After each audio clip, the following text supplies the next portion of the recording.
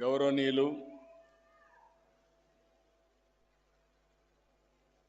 పెద్దలు మాజీ ఉపరాష్ట్రపతి శ్రీ వెంకయ్య నాయుడు గారు,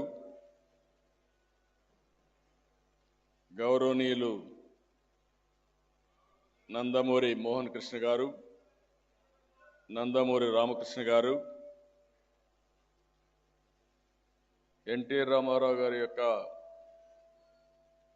మొదటి సినిమా ప్రొడ్యూసర్ అయినటువంటి శ్రీమతి కృష్ణవేణి గారు 102 సంవత్సరాలు ఆవిడ పట్టుదల చూశారు. ఎట్టి పరిస్థితుల్లో ఈ మీటింగ్కి రావాలని పట్టుదలతో రావడమే కాకుండా వచ్చినప్పటి నుంచి చూస్తున్నాను, ఎలాంటి డిస్టర్బెన్స్ లేకుండా కూర్చోగలిగారంటే అది ఆవిడ జీవితంలో సాధించిన ఏకైక విజయం, ఒక క్రమశిక్షణ, ఒక పట్టుదల. అలాంటి పెద్దలు శ్రీమతి కృష్ణవేణి గారికి, పార్లమెంట్ సభ్యులు కేసినేని చిన్ని గారు,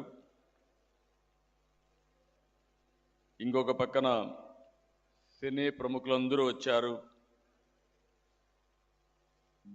దగ్గుపాటి సురేష్ గారు, మాజీ పార్లమెంట్ సభ్యురాలు శ్రీమతి జయప్రద గారు, శ్రీమతి ప్రభ గారు, శ్రీమతి శ్యామల గారు, ఆదిశేషగిరిరావు గారు, కెఎస్ రామారావు గారు, ఈ కార్యక్రమాన్ని సమర్థవంతంగా నిర్వహించినటువంటి కార్యనిర్వాహకులు టిడి జనార్దన్ గారు,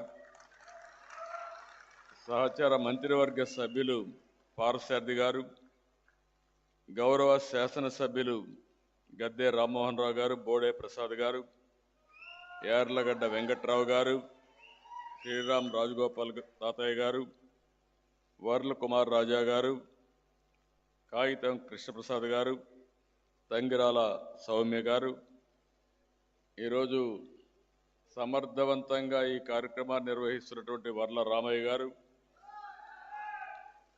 ఇంకొక పక్కన ఈ కార్యక్రమానికి చేసినటువంటి అతిరథులకు, అదే మరి సభికులకు, ఎన్టీఆర్ అభిమానులందరికీ పేరు పేరున మనస్ఫూర్తిగా అభినందనలు. ఎన్టీఆర్ లిటరేచర్ కమిటీకి మనస్ఫూర్తిగా అభినందనలు. వారు లేకపోతే ఈ కార్యక్రమం లేదు. చాలా సమర్థవంతంగా నిర్వహించారు. వారిని మనస్ఫూర్తిగా అభినందిస్తున్నాను. ఈరోజు ఎన్టీఆర్ వజ్రోత్సవ వేడుక, ఇది ఒక అపూర్వ ఘట్టం. గత సంవత్సరం ఎన్టీఆర్ 100వ జయంతి వేడుకలు జరుపుకున్నాం. సంవత్సరం అంతా కూడా జరిపాం. ఒక్కొక్కసారి ఒక యుగ పురుషుడు పుట్టినప్పుడు ఏ విధంగా చరిత్ర మరిచిపోదో దానికి ఉదాహరణే నందమూరి తారక రామారావు గారని చెప్పి నేను మీకు తెలియజేస్తున్నా. ఒక దేశంలో కాదు, ప్రపంచంలో అనేక దేశాల్లో ఆయన యొక్క 100వ జయంతి ఉత్సవాలు జరుపుకున్నాం. ఈరోజు మళ్ళీ 75 సంవత్సరాలు సినీ వజ్రోత్సవ వేడుక చేసుకోవడం, ఈరోజు మనం అందరం కలిసి మళ్ళీ ఒకసారి మాట్లాడుకోవడం చాలా సంతోషం. ఇప్పటికే చాలామంది మాట్లాడారు. మీరు కూడా బాగా టైం కూడా అయింది. నా తర్వాత కూడా మళ్ళీ వెంకయ్య నాయుడు గారు మాట్లాడాలి. అందుకని నేను బ్రీఫ్గానే మాట్లాడతాను. కానీ ఆ బ్రీఫ్గా మాట్లాడినప్పుడు కొన్ని విషయాలు చెప్పాల్సిన అవసరం ఉంటుంది. ఒక యుగ పురుషుడు అరుదుగా పుడతారు. మనకు తెలిసిన, మనము చూసిన ఏకైక యుగ పురుషుడు నందమూరి తారక రామారావు గారని చెప్పి నేను మీకు తెలియజేస్తున్నా. ప్రపంచంలో ఎక్కడికి వెళ్ళినా తెలుగు జాతి పేరు ఇంటేనే గుర్తు వచ్చే ఏకైక వ్యక్తి ఎన్టీఆర్. చరిత్ర ఉన్నంత వరకు తెలుగువారి గుండెల్లో ఉండే ఏకైక వ్యక్తి ఎన్టీఆర్ అని చెప్పి కూడా నేను మీకు తెలియజేస్తున్నా. అచ్చ తెలుగుదనం, తెలుగువాడి ఆత్మగౌరవం రెండింటికి అర్థం ఎన్టీఆర్ ఒక చిన్న రైతు బిడ్డ నుంచి తెలుగు సినీ చరిత్రలో ఒక ఎవరెస్ట్గా ఎదగడం, 9 నెలల్లోనే పార్టీ పెట్టి ముఖ్యమంత్రి కావడం చరిత్రలో ఎక్కడా జరగలేదు. భవిష్యత్తులో కూడా జరుగుతుందనే నమ్మకం కూడా లేదు, జరగదు. ఇటు వెండి తెరను కానీ అటు రాజకీయాలు ఏలిన ఏకైక నాయకుడు భారతదేశ చరిత్రలో ఒక్క ఎన్టీఆర్ అని చెప్పి కూడా నేను మీకు తెలియజేస్తున్నా.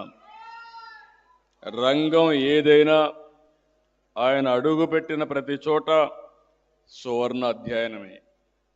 ఎన్టీఆర్ నటించే తొలి చిత్రం మన దేశం. విడుదలై 75 సంవత్సరాలు. 75 సంవత్సరాలైనా ఆయన లేకపోతే మనం ఈరోజు జరుపుకుంటున్నామంటే అది ఎన్టీఆర్ అని చెప్పి కూడా నేను మీకు తెలియజేసుకుంటున్నా. ఒక్కొక్కసారి యుగ పురుషుల చరిత్ర కూడా మనం నెమరు వేసుకోవాలి, గుర్తు చేసుకోవాలి, స్ఫూర్తిని తీసుకోవాల్సిన అవసరం ఉంది. ఒక పల్లెటూరులో నిమ్మకూరులో శ్రీమతి వెంకట్రావమ్మ లక్ష్మయ్య చౌదరి దంపతులకి 1923 మే 25న జన్మించిన యుగ పురుషుడు, కారణ జన్ముడు ఎన్టీఆర్ అని చెప్పి కూడా నేను మీకు తెలియజేస్తున్నా. ఆయన చరిత్ర చూసినప్పుడు మీరు ఎవరైనా సరే, నేను ఆయనతో కలిసి చాలాసార్లు మాట్లాడినప్పుడు అప్పుడప్పుడు కొంచెం ఆయన హిస్టరీ అంతా చెప్పేవారు నాకు. ఏ విధంగా ఆయన చరిత్రలో జరిగిన సంఘటనలన్నీ కూడా చదువు కోసం విజయవాడకు రావడం, విజయవాడ నుంచి ఆ రోజుట్లో మనం చూస్తే తెల్లవారితో నిద్రలేసి తల్లికి సహాయంగా పాలు ఉత్పత్తి చేస్తే అవి తీసుకుపోయి ఎక్కడి వాళ్ళందరికీ అమ్మి తర్వాత గుంటూరుకి పోయి చదువుకొని వచ్చినటువంటి కష్టపడిన వ్యక్తి ఎన్టీ రామారావు గారు. ప్రతి ఒక్కరి జీవితాలు, ఏ జీవితం చూసుకున్నా మీరు గుర్తుపెట్టుకోవాల్సింది, చిన్నప్పుడు కష్టాల్లోనే పుడతాం, తర్వాత మన శక్తిని బట్టి, మన సామర్థ్యాన్ని బట్టి మన జీవితాన్ని మలుచుకునే పరిస్థితి వస్తుంది. 1945లో మద్రాసు రైలు ఎక్కాక ఎన్టీఆర్ జైత్ర యాత్ర ప్రారంభమైంది. ఆయన కూడా సినిమాల్లో మీరు చూశారు, నెలవారీగా జీతం కోసం సెటిల్ అయ్యాడు ఫస్ట్ టైం. అంటే ప్రతి ఒక్కరి జీవితాలు చూసినప్పుడు ఒక ఆశ్చర్యంగా ఉంటాయి. అలాంటి జీవితాన్ని ప్రారంభించి మళ్ళీ చూస్తే ఆ రోజు మద్రాసు వచ్చిన తర్వాత ఎల్వి ప్రసాద్ గారు, నాగిరెడ్డి గారు, చక్రపాణి గారు మొదటిసారి సహకరించడం, సినిమాల్లో అవకాశం ఇవ్వడం.